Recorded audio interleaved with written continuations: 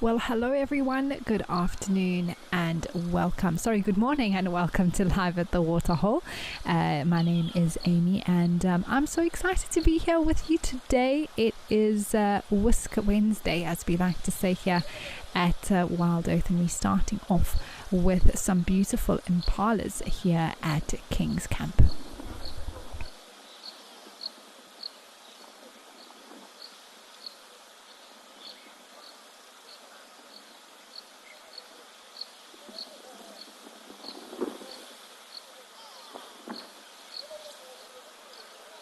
Remember everyone that this is of course a live and interactive show, so you are more than welcome to chat to me. I would love to hear from you, and you can do that in whatever way you find convenient for yourself through our various social media channels or even through our website. And we can spend the next 2 hours or so talking about anything and everything. And it really does depend what we see, what topics come up, and just enjoying really all the wildlife that we get to relax and look at.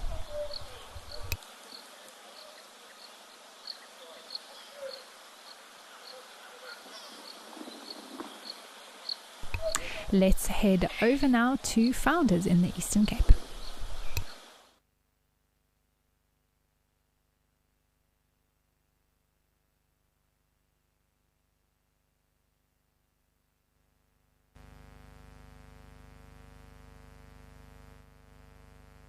Well, it's always nice to see some zebras, and they are enjoying a little bit of shade, it looks like. And it seems that it is sunny again. Yesterday was quite an overcast day here at Founders. It wasn't too busy, but maybe with a little bit more heat today, we'll see some more action, maybe some rhinos coming to drink. Joanne Mello, lovely to hear from you. Yes, good Wednesday indeed. We're hoping for a great show here today at the Waterhole.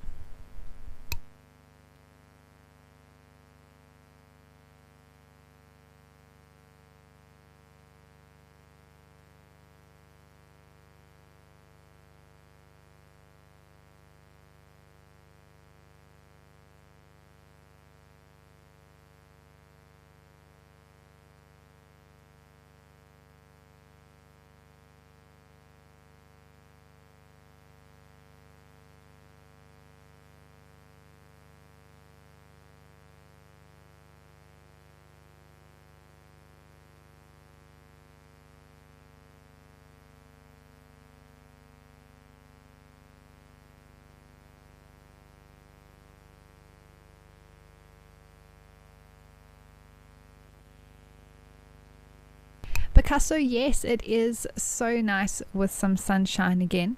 I don't know who we have here at the camera that's photo bombing.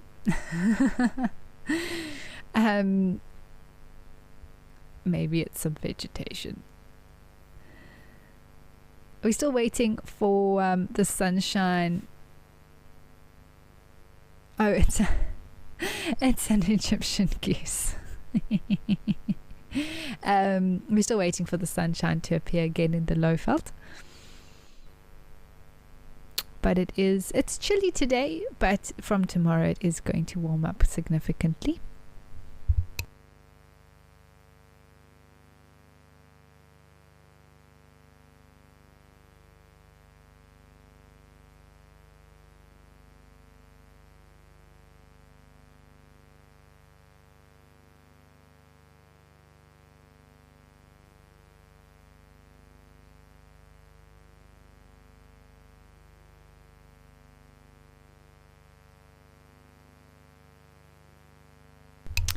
All right, everyone, we are going to head over to Tanzania now and see what's happening at Serengeti.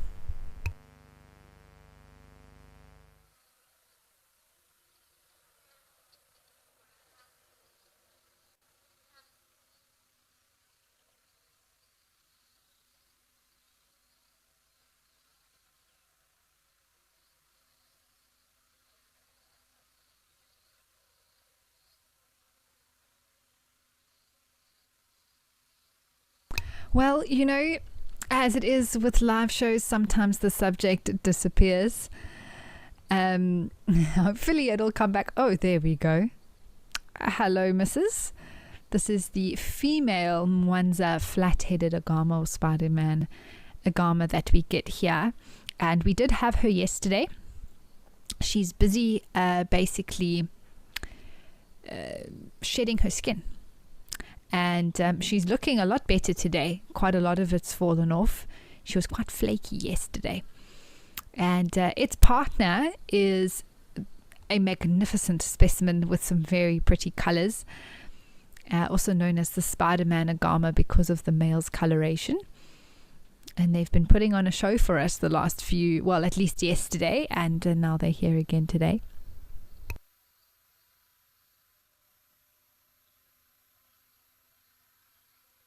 Kim, hello, good afternoon, welcome, good to have you with us.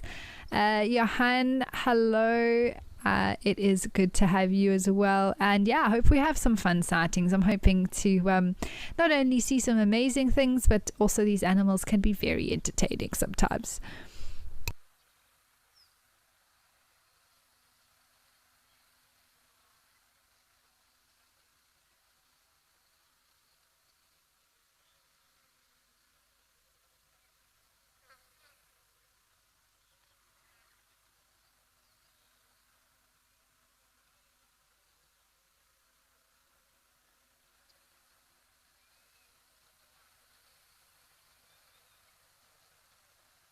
You can actually see a bit of her old skin just above the tail by the hind legs.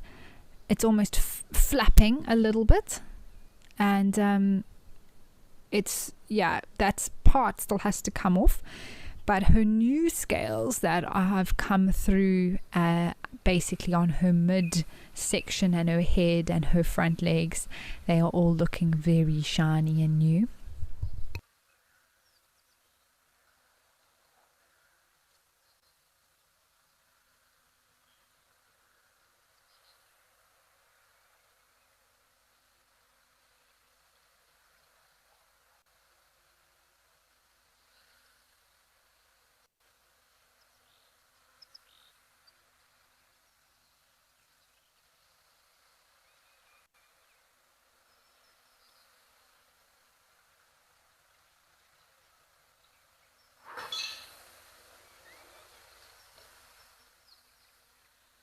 Martinez, hello to you, welcome, great to have you with us. Jazz, you want to know if she's pregnant? So when it comes to reptiles, almost all of them do lay eggs. Some do give birth to live young, but they were eggs still inside. So the best I could say, I'm not sure with this female if she's ovulating or is going to lay eggs or has eggs already. And yeah, I can see that her tummy is quite round, but that doesn't necessarily mean that she's got eggs.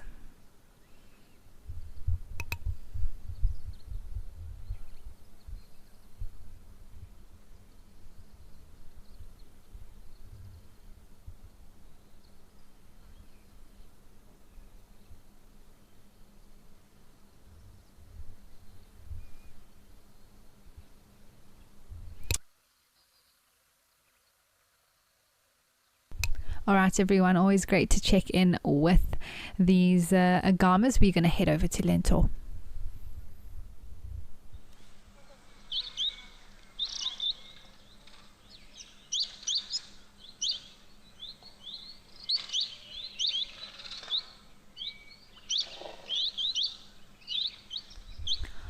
Oh, cute.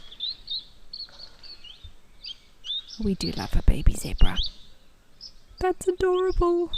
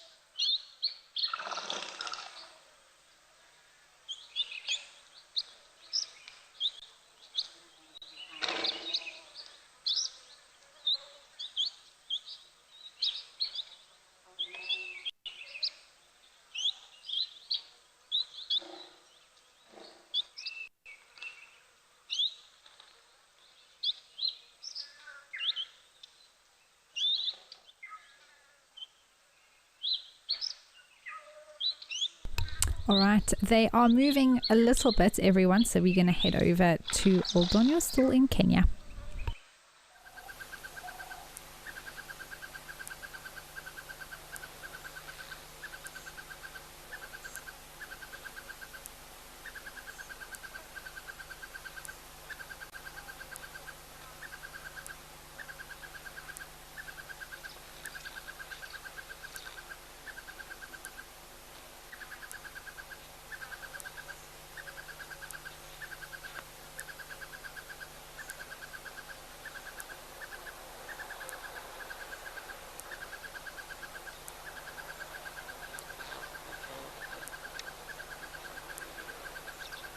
Well, we have a giraffe, everybody, as we often do here at Old Donyo. It is a beautiful day. You can see the top of Mount Kilimanjaro sticking out, which has been a treat. Actually, yesterday we had some beautiful views of it too. Often there is a lot of cloud around it. Now, I don't know if this giraffe has already had his drink, but it does look like he is moving off.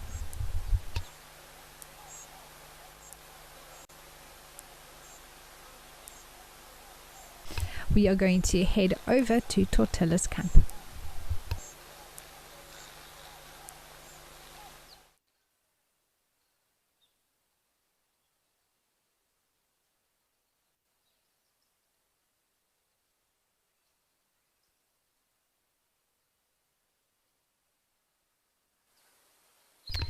Well, here we are, and we've got some baboons, a gazelle, and it looks like maybe a tern that's in the water.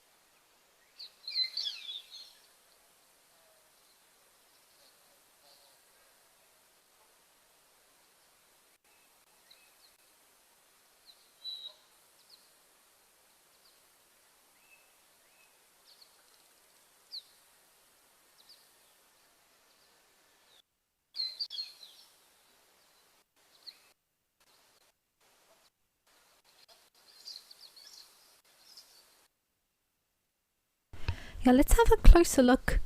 It's got a sort of a dark head and beak, although there may be some birds in East Africa that could be different from the species that we get in Southern Africa, of course.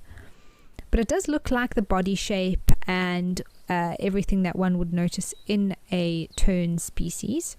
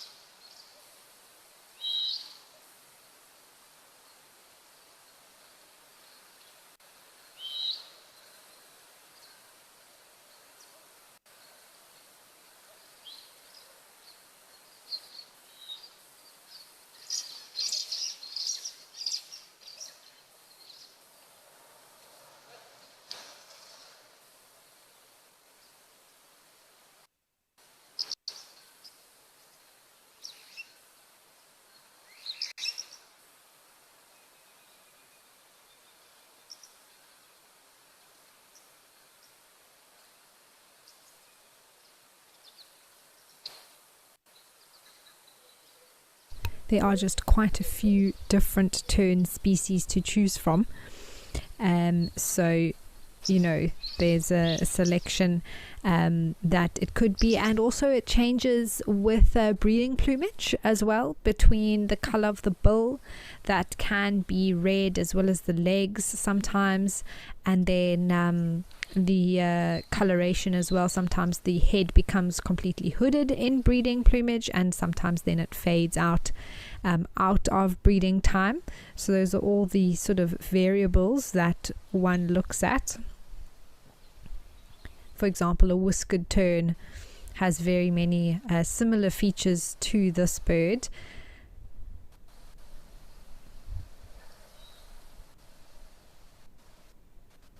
And terns, just like I suppose pipits in a way, until you sort of see all the details and the colors, it does make it difficult to have a definitive ID. But if it is known which tern this is, please do let me know.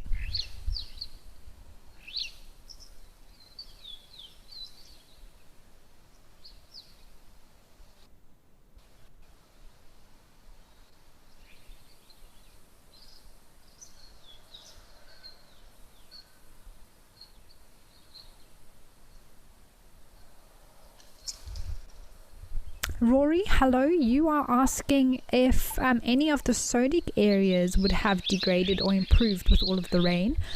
So Rory, when it floods like it has and there's just a huge amount of water that flows, it's actually sodic areas that are very vulnerable. And the reason for that is because they don't have any roots of very many plants or grasses holding it together. So often that is why sodic areas are brush packed, so that they can try and recover. Also sometimes supported with gabions being built sort of at the bottom, especially if it's on a slope, so that the ground doesn't all wash away. And so there's various means, but in times like this, sodic areas can degrade. They can be quite badly affected because that soil can very easily be washed away. So yeah, floods don't, let's say, they don't help sodic areas recover in any way.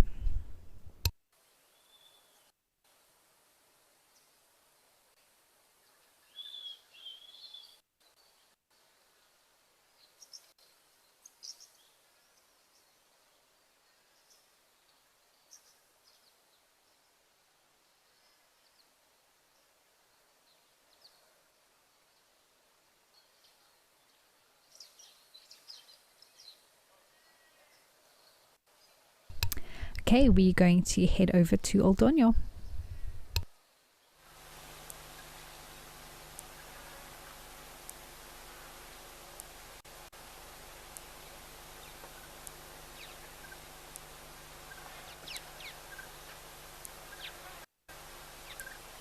Oh, lovely. There's always a trickle of wildlife here. Sometimes there's a serious influx, but it's always nice to see a zebra coming for a drink.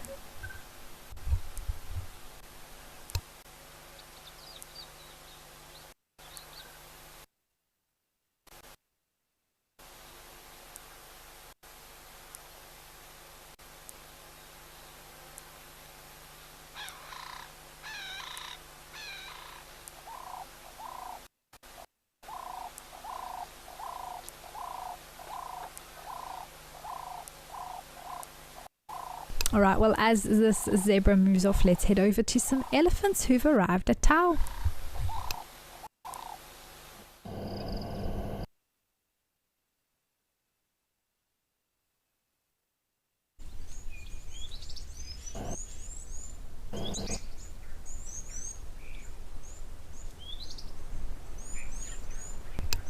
Well, they look to be on the move and quite different in color, actually.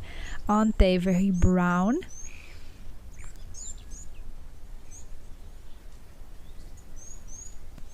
And that's just from the soil, really, that they've been throwing on themselves. Quite rich in iron in the area, so they do get a bit of a reddish tinge.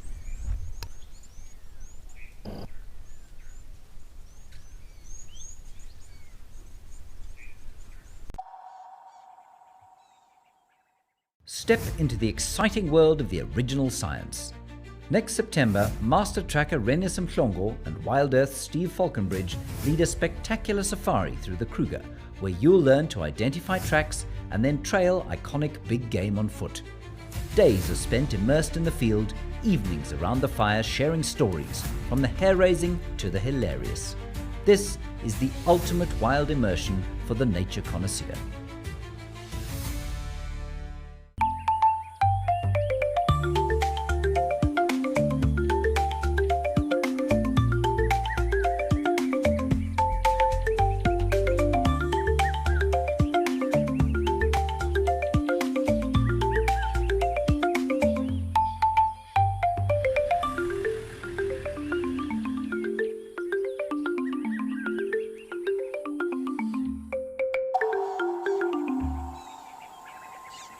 My full name is Mpho Tikani.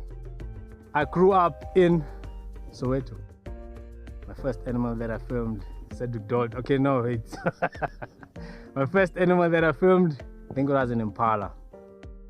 Best sighting ever, I would say it was actually this year, 2024. But it was this Cedric when we had Mulwati and TP on a warthog kill. I think we have to cut it. Join our expert guides at dawn for a live, immersive safari as the bush comes to life. Found ourselves a chameleon, and look how he's changed color. Every sunrise brings new discoveries. Pound for pound, a leopard is one of the strongest cats around. Ask questions, share your thoughts, and connect with nature live and in real time. Great excitement, great happiness. Start your day with adventure. Can you hear that?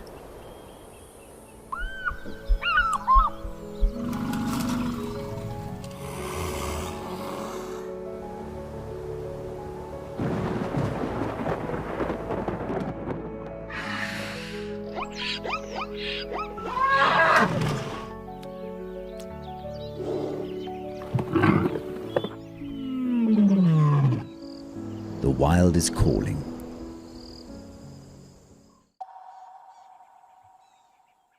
Well, this is always special to see eland here in East Africa that are coming for a drink. It looks like 3 females, and I say that because they are not as bulky. They also have very long horns. The males have shorter, much thicker horns, and just smaller in stature.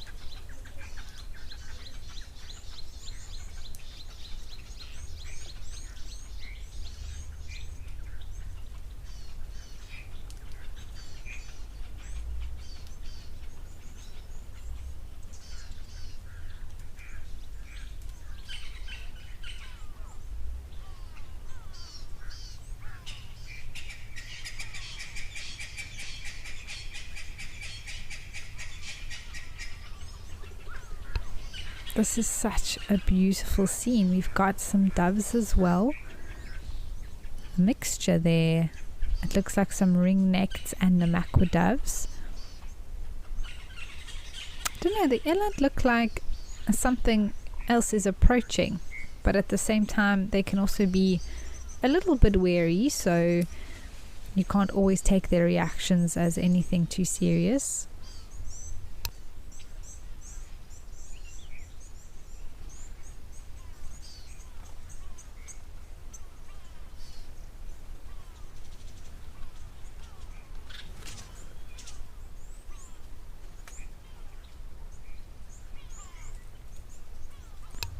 All right, we are going to head over to Lentor.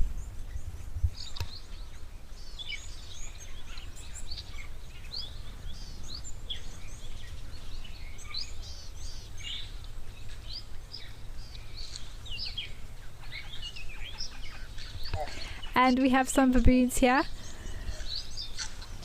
which is always, everyone enjoys seeing them. They can be very entertaining with their antics.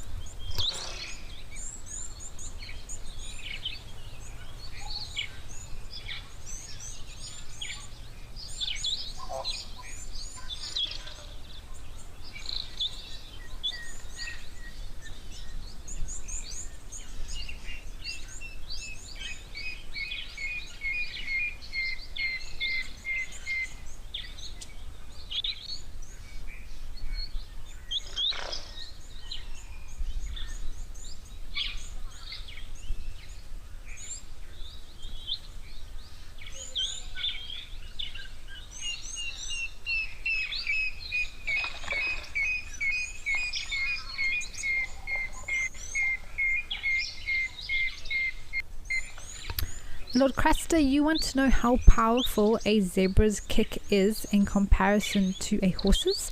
So generally it's considered that a zebra's kick is more powerful than a domestic horse. I do think it depends on the species or sort of the breed, let's say, of domestic horse, because you get some very large horses that I think can be very powerful. But generally the kick of a sort of a domestic horse is around 2,000 psi, whereas a zebra is up to 3,000 psi, so it can be a lot more powerful. All right, let's head back over to Oldonyo.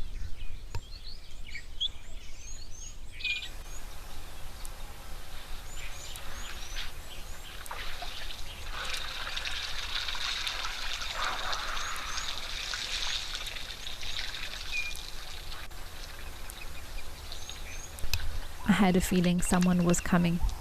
Just by the way those eland were reacting and looking around, I'm not surprised to see an elephant here now. I mean, how perfect is this? We've got Mount Kiri, we've got an elephant with beautiful tusks, we've got a blue sky and green trees.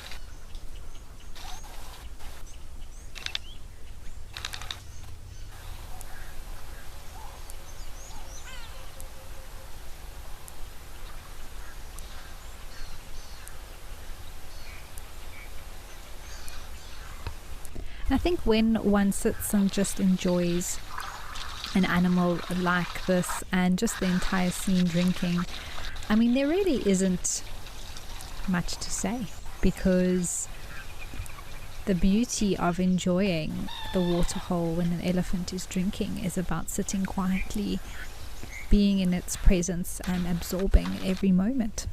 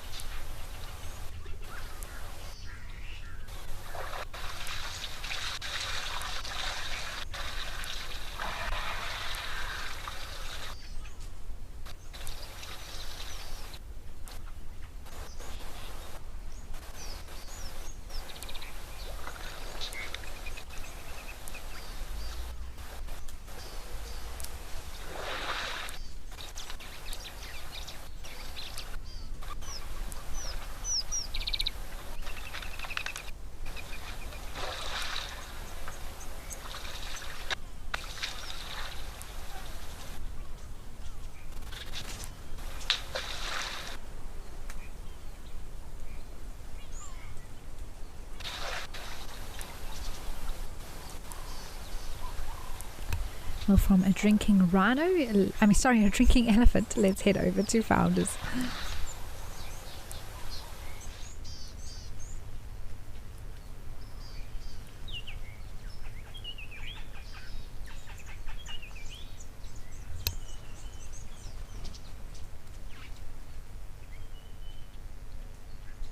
And well, we are coming to some rhinos. I had a feeling that we were going to see them.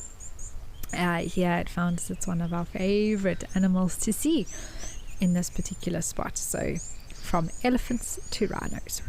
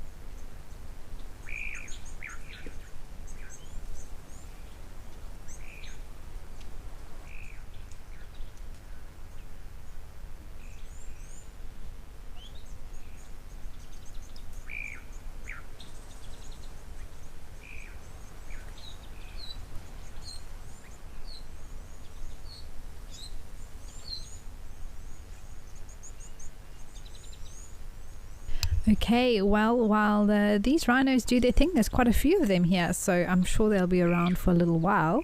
We are going to head over to the hide.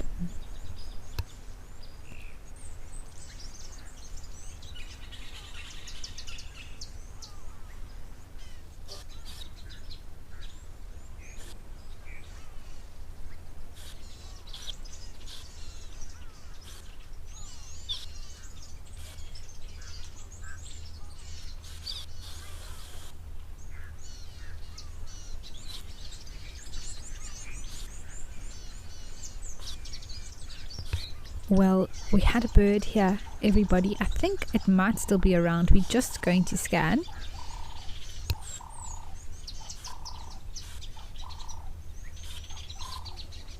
It was a type of bee eater.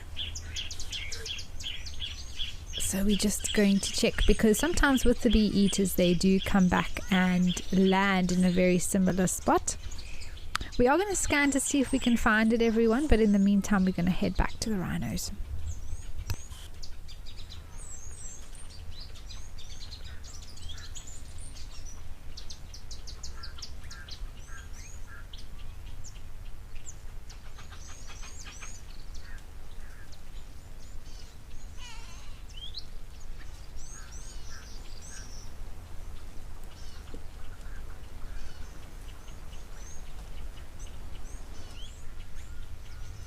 It looks like the zebras had to move out of the shade once the rhinos arrived.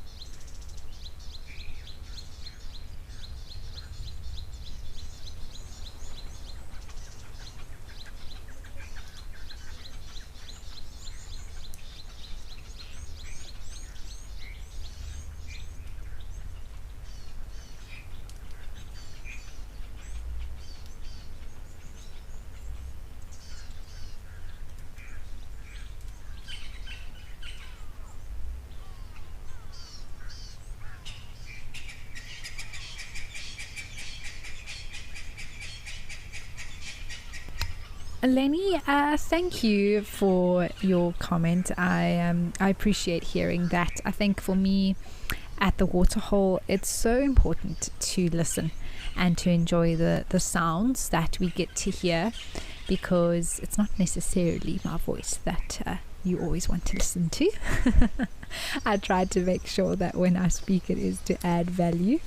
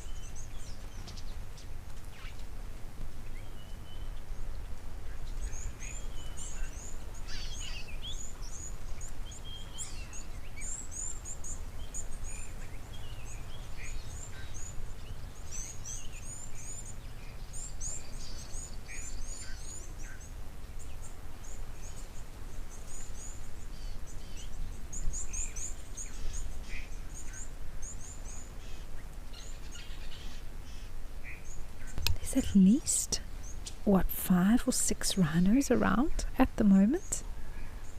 I mean, there's 2 there. I think that's a mom and a baby or youngster. These babies aren't really babies so much anymore, but there also might be some young boys hanging around.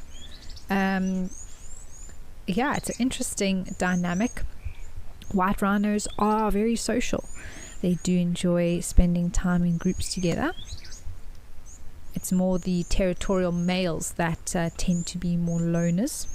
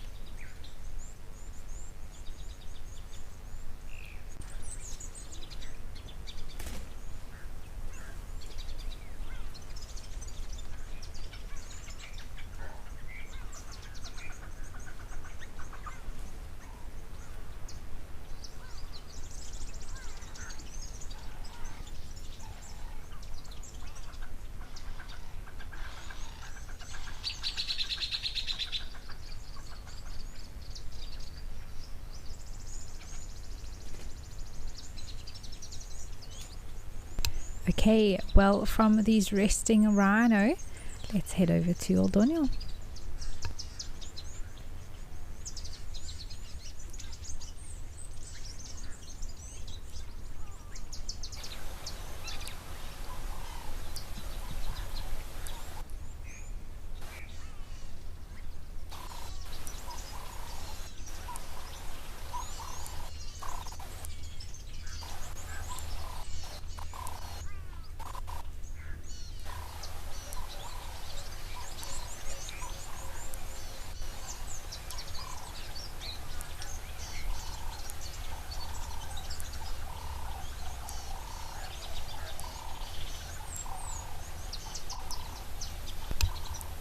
Well, it seems like everyone is coming to visit here at Old Daniel, just one at a time.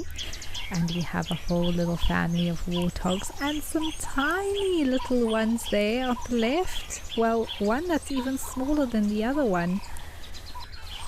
Could be two different litters, or it could maybe be the runt, the last born. Sometimes they are a little bit squished in with the others. But it looks like two sets, two small ones and two big ones.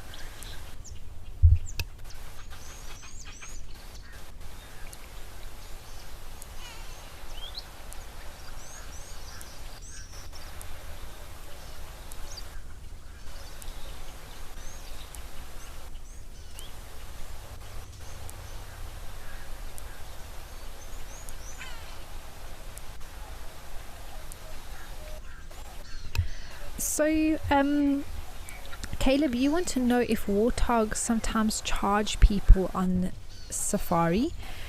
Look, anything is possible, Caleb, and if an animal, whether it is considered part of, you know, the big five or not, like a warthog,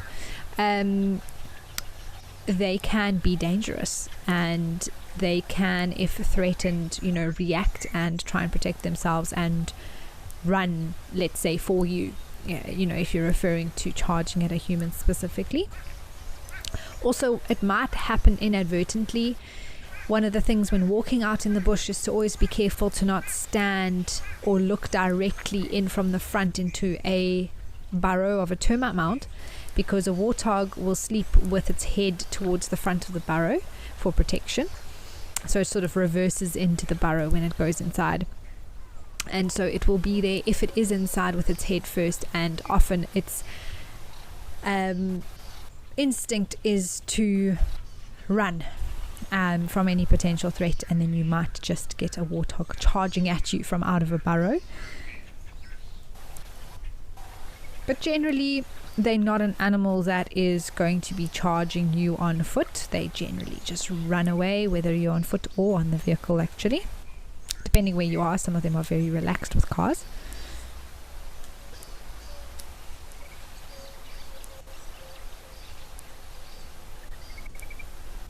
Ava, well, I think I just answered your question. They reverse into burrows so that their sort of defense is in the front, and that is their tusks. They're sharp and a great weapon to use to be able to protect themselves. Sometimes, they get caught anyway, but that is a good defense for them, so that's why they reverse into their burrow. And also, just like when you reverse park a car, it's much easier to get out afterwards. So that's also part of the reason it's easier to just leave the burrow once you've reversed into it.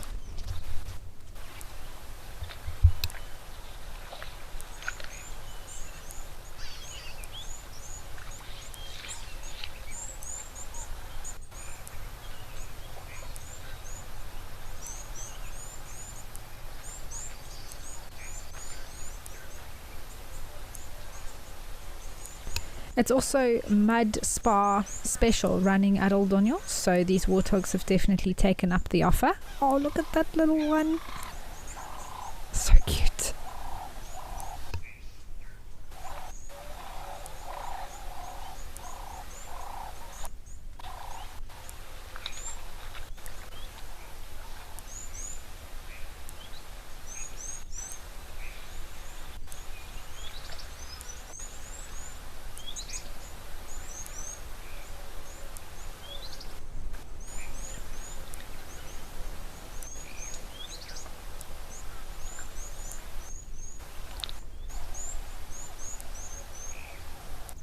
Oh my goodness. Well, if you can't find a rubbing post, just use your cousin. I mean, why not?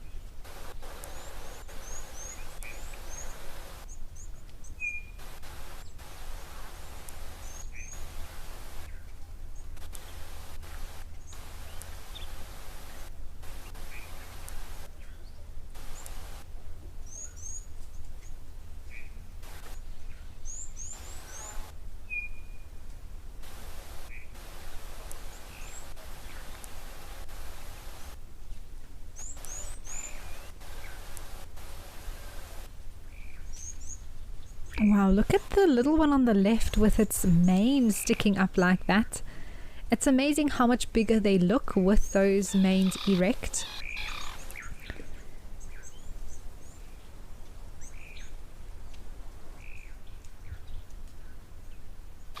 Pondo, you want to know if warthogs are ever poached? Yes, they can be, but more of the time when they're poached, it is for bush meat, more so than any sort of cultural beliefs from my understanding. They do sometimes have, of course, the tusks, which are technically also the same sort of structure as that is of an elephant tusk. It's a tooth, it's a dentine structure, so that can also potentially have some value, but more so when it comes to poaching, it is actually for the meat of the warthog. Oh, this little one is adorable, actually. I mean, they all are.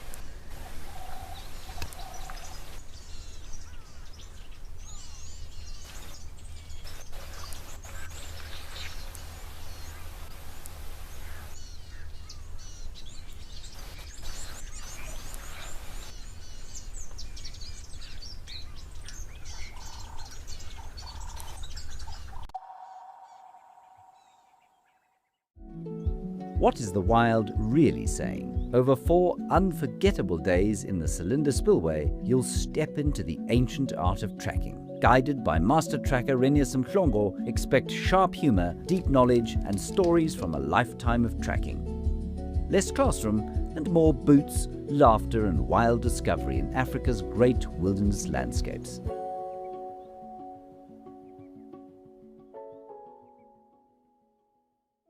At Wild Earth, we believe every story has the power to create change. That's why we've launched the Wild Earth Impact Foundation, a non-profit dedicated to conservation and social impact. By showcasing conservation stories, we can change lives, protect nature, and empower communities. We have partnered with Empowers Africa to accept tax-deductible donations from US donors. Your donation will help fund critical programs that support our mission. Join us and be part of the change. My full name is Tikani. Best part of my job is coming to see nature. Worst part of my job is logging. That's the worst thing ever, because you have to log amount of footage. You sit in front of that computer and yeah, you think of deleting the footage, but no, they need the footage. If I want a camel, probably a soccer player. I know some people don't believe me, but I'm very good, and I'm very fast. Join our expert guides at dawn for a live, immersive safari as the bush comes to life. Found ourselves a chameleon, and look how he's changed color. Every sunrise brings new discoveries. Pound for pound, a leopard is one of the strongest cats around.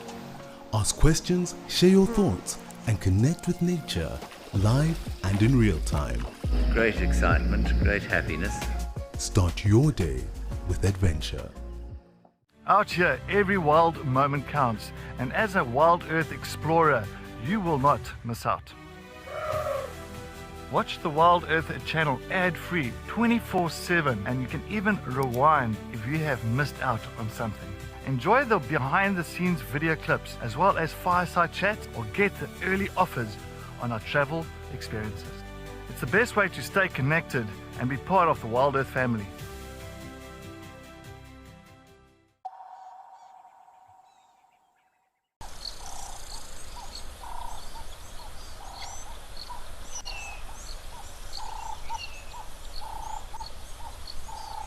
Well, we have a terrapin here on the famous terrapin log.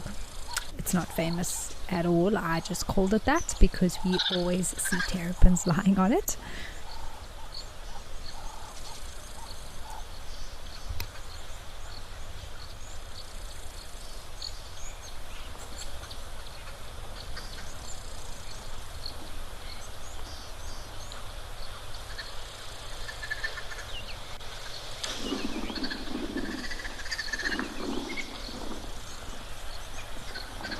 Alright, let's head over to Founders.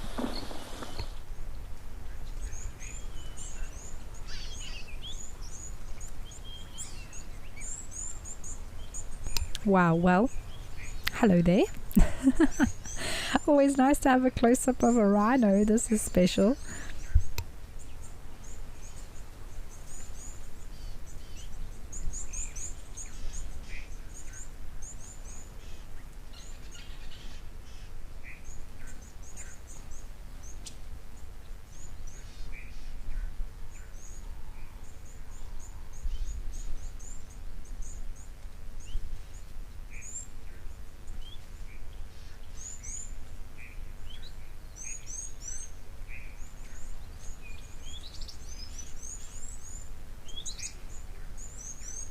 Olivia, it is a fantastic perspective. We don't get it all the time, but these sort of low-lying cameras do allow for these scenarios to occur, and it is quite special.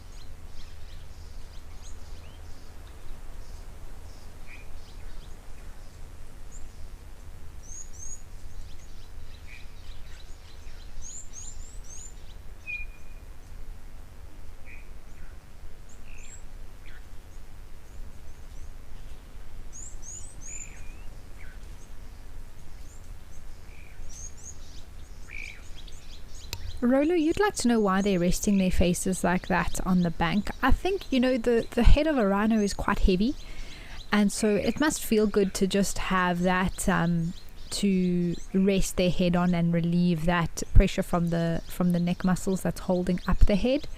I do also think that they like to lick the soil and get in some extra nutrients and things like that, so they're also using their lips to sort of take in a little bit of those extra nutrients.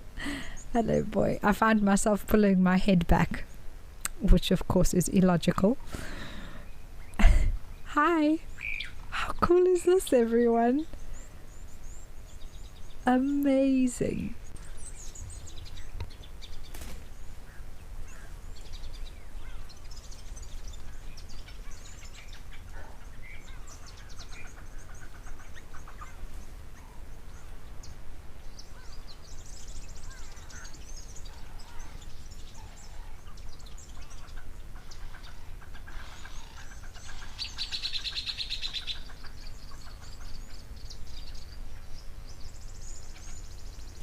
So cool to see the detail, all the little marks on the face, around the horn, the way it's been used. Hello.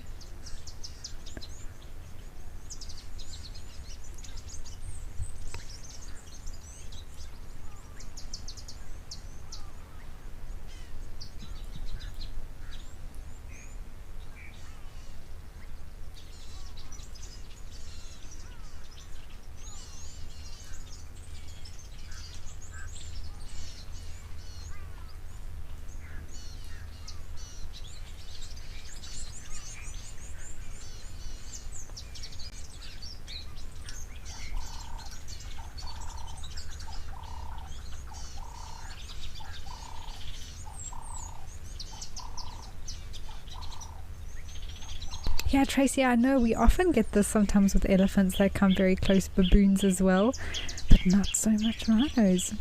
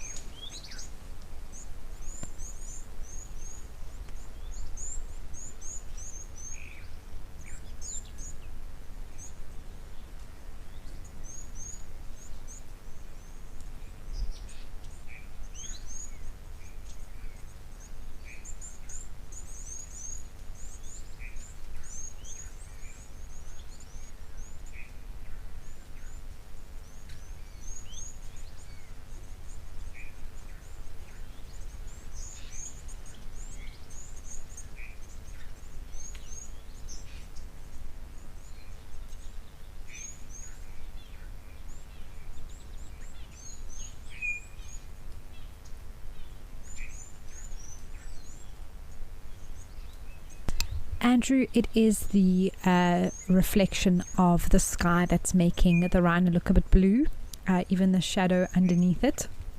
It definitely is part of what's giving it that bluish color. Everyone, I am just enjoying this moment with you all. This is really incredible. I mean, just look at the detail of those lips.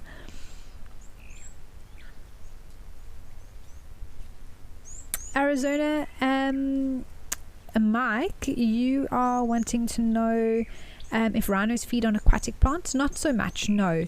They're quite strict grazers of grasses, not to say that they won't ever eat an aquatic plant, but generally speaking, the white rhino will stick to grazing. Oh.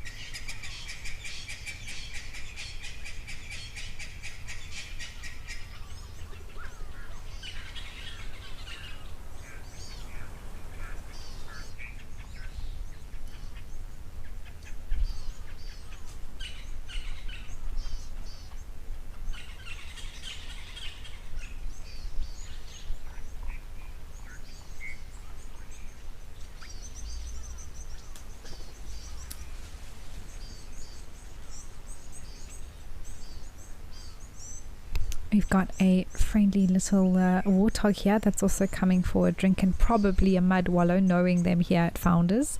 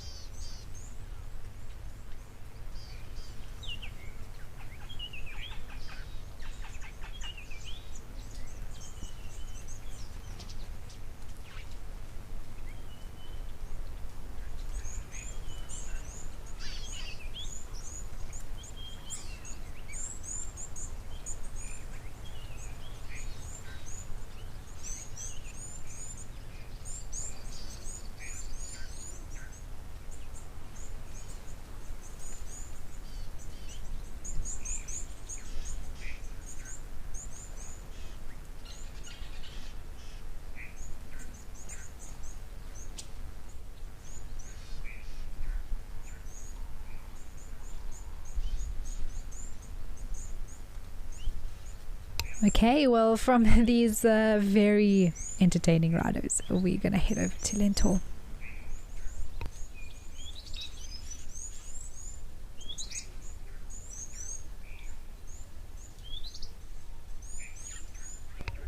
Well, here we have some birdies. We've got a firefinch here, very beautiful. A male as well, nice and brightly coloured. There's a feather there on the left too. I'm not exactly sure who left that behind.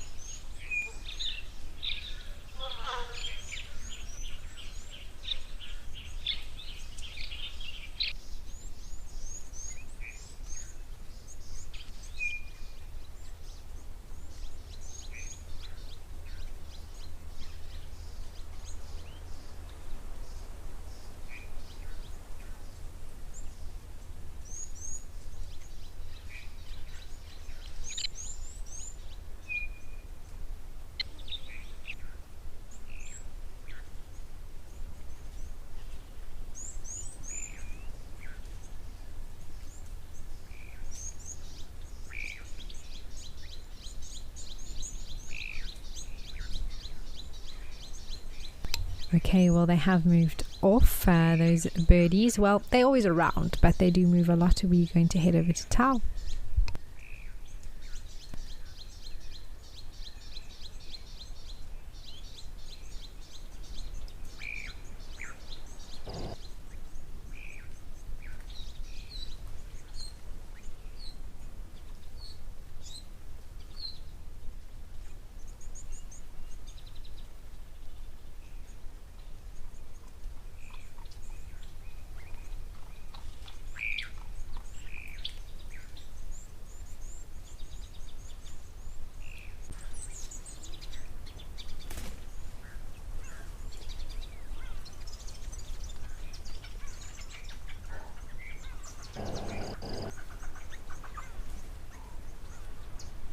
Nice to see the wildebeest very relaxed, enjoying their time feasting away. Zebra and impala are around as well.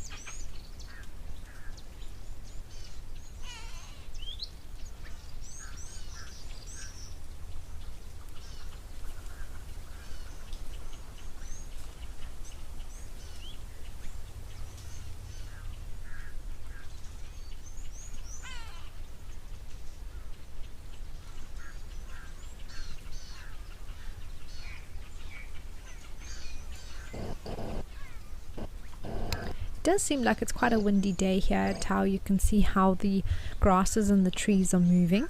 Also not bright sunshine by the looks of it. So perhaps a bit of a cooler day today here in Madikwe.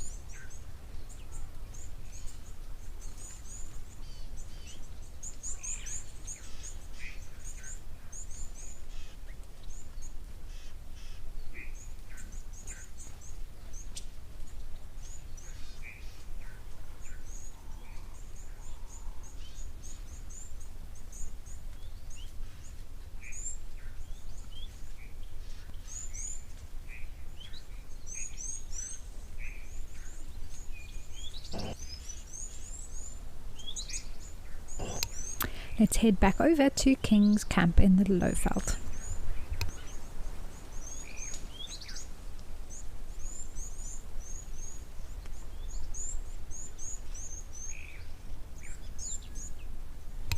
Oh, this is very cool. Wow, what a beautiful scene. We've got some little impala lambs. Not even so little anymore. Moms are there as well. And we've got a knob-billed duck. You can clearly see the knob on this knob-billed duck, also called a comb-billed duck. And this is the male that develops this knob in breeding season. And apparently the bigger the knob on his bill, the more attractive he is to the ladies. So, quite incredible to see. Why are you being shy, boy? Come back. He is still there. And that knob is not something, I think there's a misconception about knob-billed ducks that knob drops off after summer or becomes detached from the bill. But no. So from what I've read and understand about the knob-billed duck is that growth on the bill is actually enlarged from blood vessels that create that knob. I'm sure with a lot of other things, but it's one of the things. The testosterone basically triggers that knob to enlarge, and then as the breeding season ends and we go out of summer, it simply just shrinks back to a small knob on top of his bill.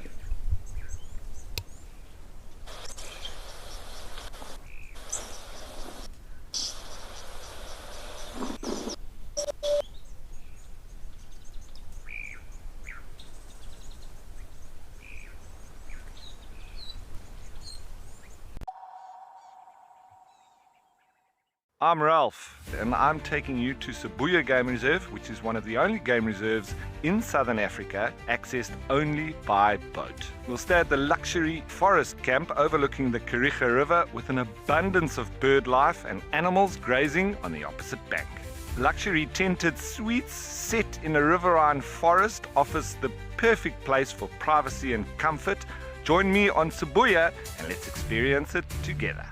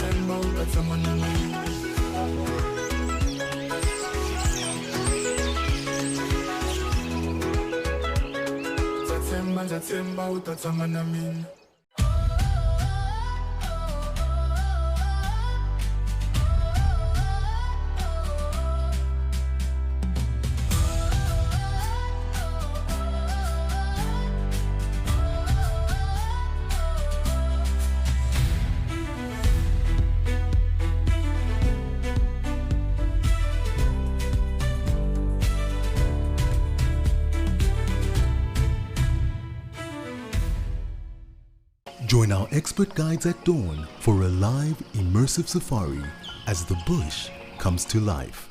Found ourselves a chameleon, and look how he's changed color. Every sunrise brings new discoveries. Pound for pound, a leopard is one of the strongest cats around. Ask questions, share your thoughts, and connect with nature, live and in real time. Great excitement, great happiness. Start your day with adventure. Out here, every moment counts. As a Wild Earth explorer, you won't miss a thing. Watch the Wild Earth channel ad-free 24/7 and rewind if you want to catch something again. Enjoy behind-the-scenes videos, fireside chats, and early access to travel offers. It's the best way to stay connected and be part of the Wild Earth family.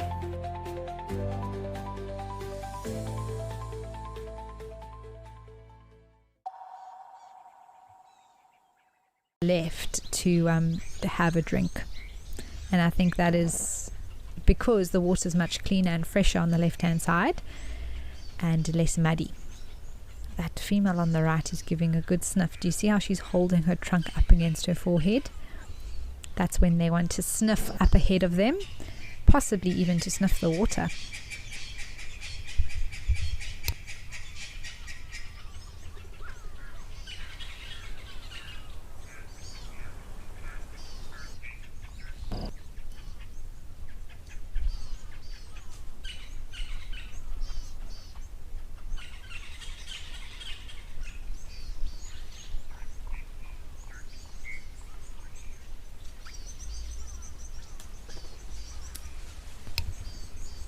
Wow, this is so many ellies.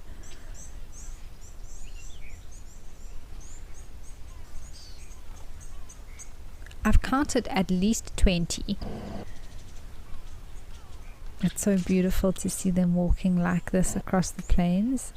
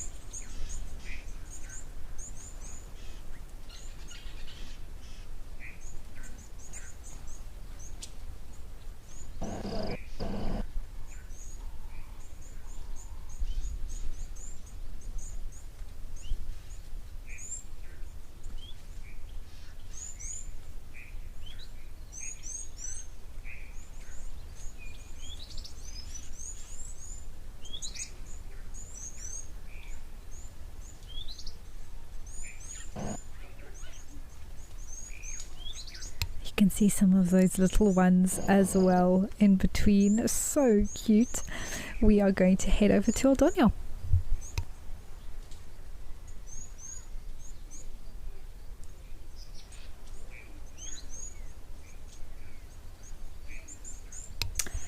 Where we have an elephant arrived. An elephant that has arrived, sorry.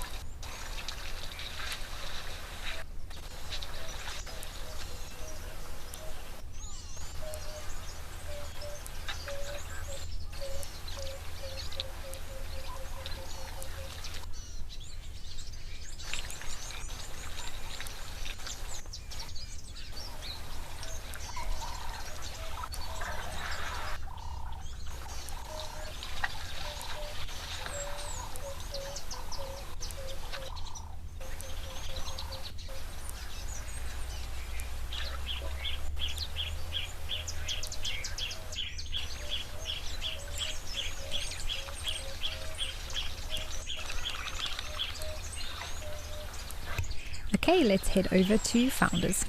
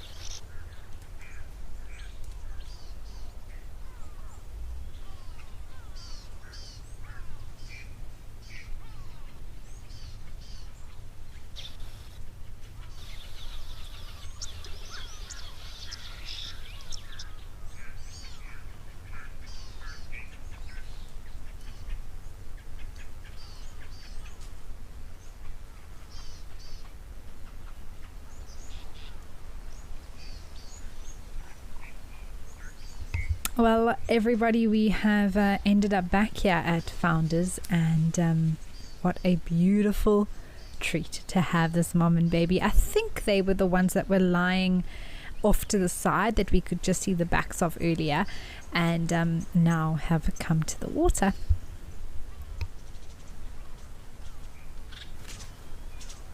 It looks like mom wants to have a bit of a dip.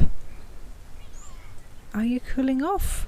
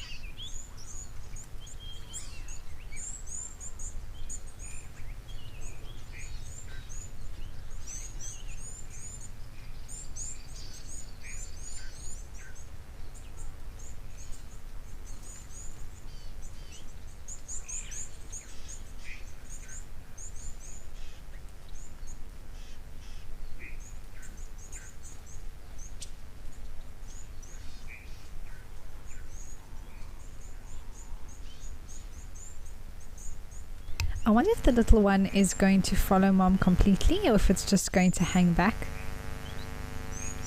I think it is quite a warm day here. Oh, there we go, mama. Does that feel good, girl?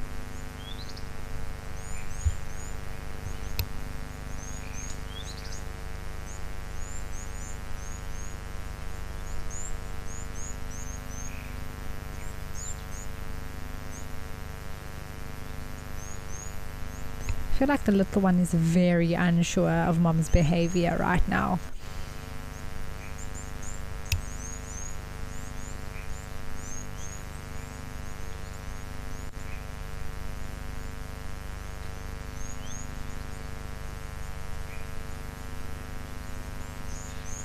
Yolanda, yes, it is most certainly a rhino and calf. We've seen two moms with a baby each sort of grow up, I guess, in front of us here through the waterhole show, and this little one is getting so big now.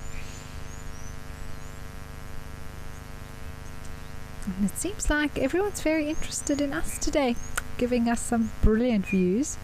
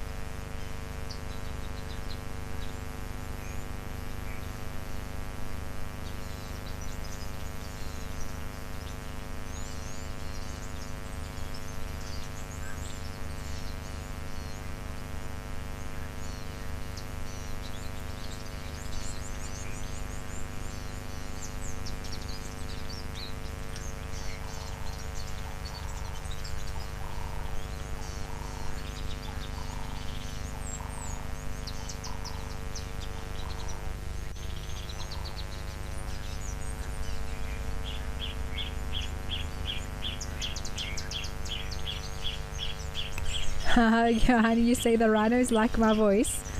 I mean, we can stick with that, sure. I'll take it as a huge compliment.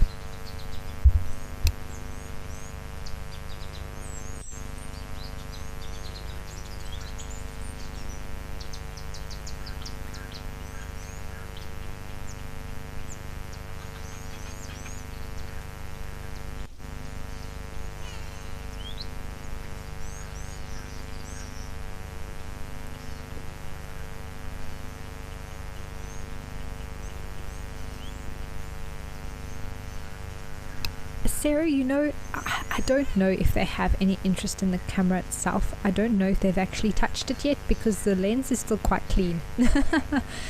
But I think there might be something with the bank on this side that they're enjoying with the ground. Oh, hello, girl. But I'm sure that they do hear something here with the movement or the swiveling of the camera. But remember, their eyesight isn't great, although at this distance they would be able to see, you know, what's close to them. It seems like it is going after some of the grass on this side, which is why they've come this close.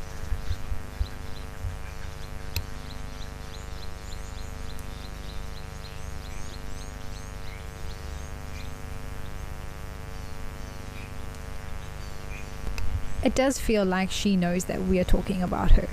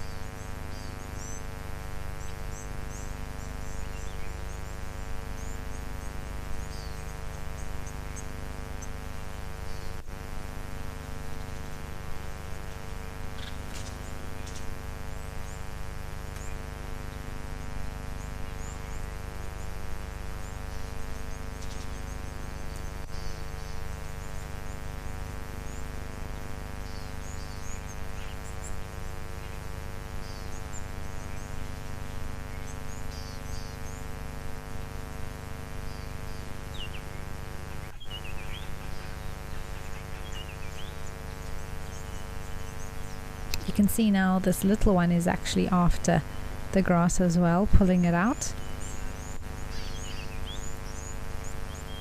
Yeah, Amber, this is most certainly the coolest perspective. My goodness, what a treat we've had in today's show.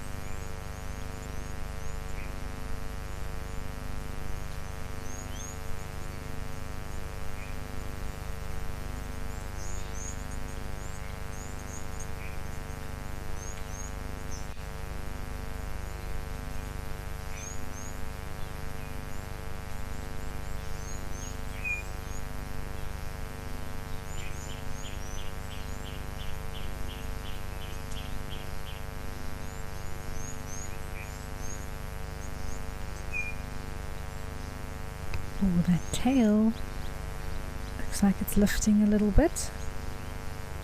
Yeah, that's what I thought.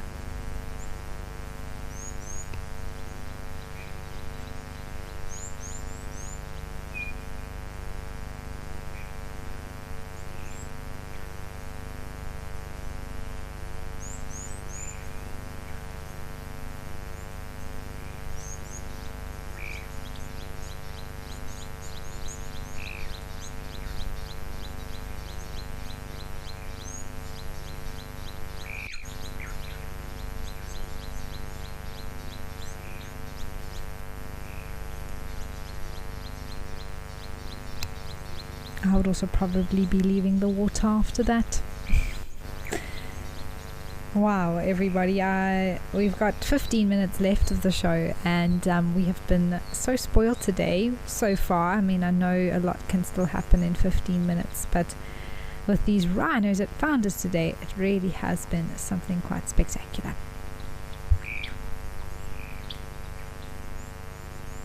From here, we're going to head over to Tembe.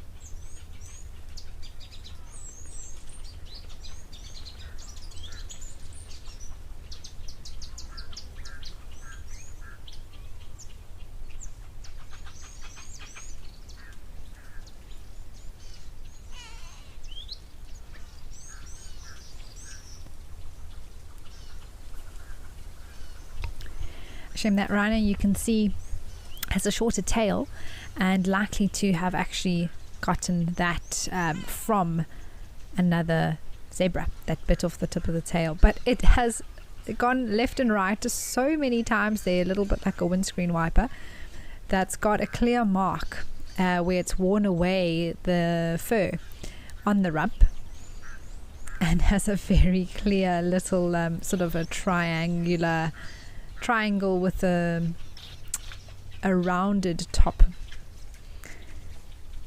around its bottom where the tail has been sweeping back and forth.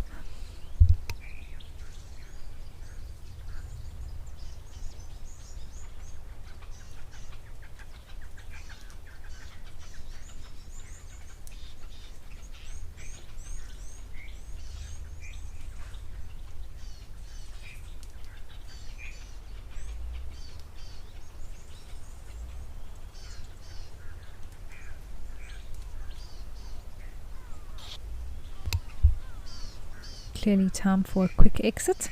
Ah, there are some elephants. No wonder.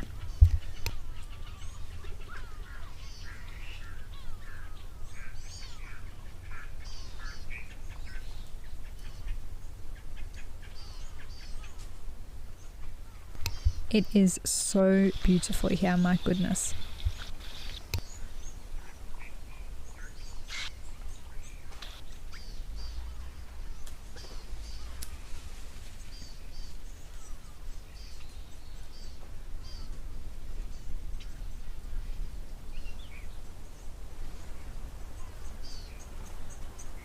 Rachel, yes, usually Impala and Ellies. Well, there they are. It was lovely to see some zebras as well.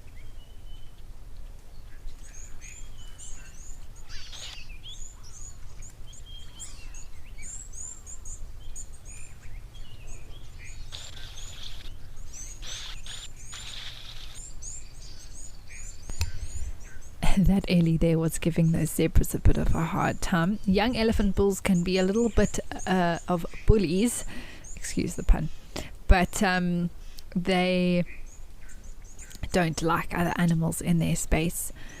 Even something as small as a blacksmith lapwing can get chased. Kezia, yeah, it usually is, I would say, the animals that get spooked at waterholes the most, probably giraffe. And then zebra as well, very skittish. Most antelopes, anything really that isn't a predator, I would say, can be spooked easily at a waterhole, even elephants.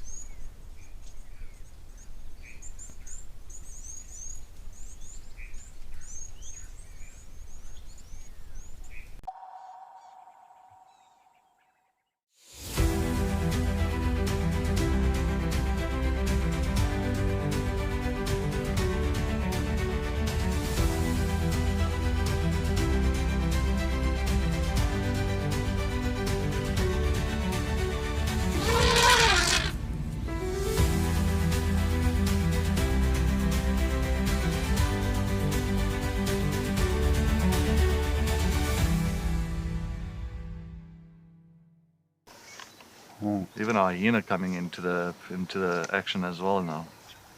Oh my word! She's stalking the hyena now. Leopard, hyena, lion, all together in one shot. Oh. Whoa. This is action-packed.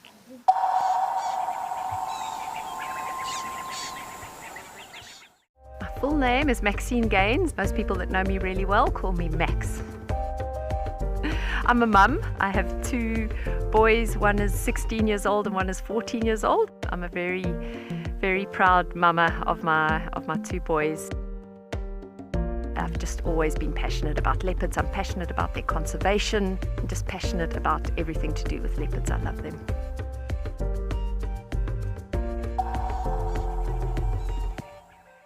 Join our expert guides at dawn for a live, immersive safari as the bush comes to life. Found ourselves a chameleon, and look how he's changed color. Every sunrise brings new discoveries. Pound for pound, a leopard is one of the strongest cats around. Ask questions, share your thoughts, and connect with nature live and in real time. Great excitement, great happiness. Start your day with adventure.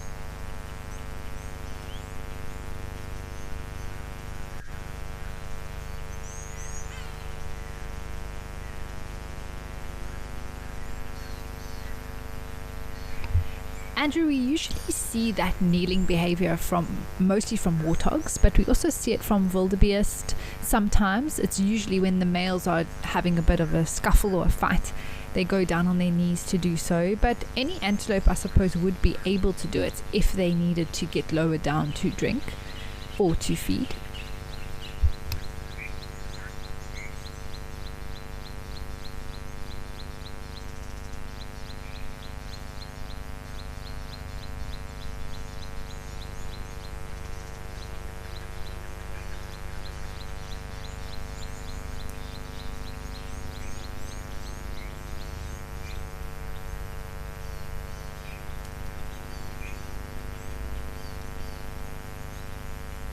And just to note as well that the darker, almost black and white looking one with the larger horns would have been the male in this group, and then the more browny individuals like you see walking there to the left is a female, and then there's obviously a little one in between there too.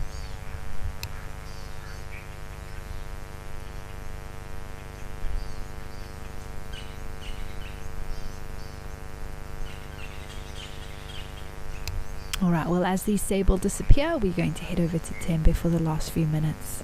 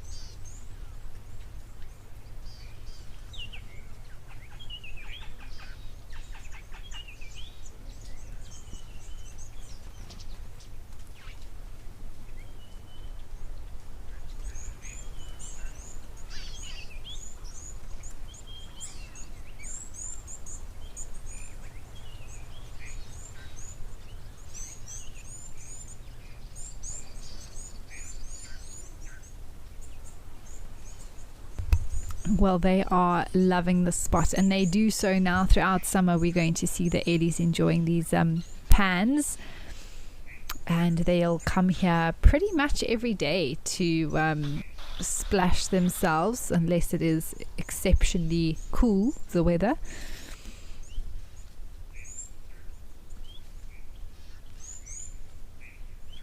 Jan, it's a pleasure. It's been a wonderful show today. I can't believe we've come to the end of it. It really has gone quickly with all the sightings and special scenes we've had as part of today's show. It's been fantastic. Nina, you say Ellies are always the highlight of your day. I think there are many viewers that would agree with you on that.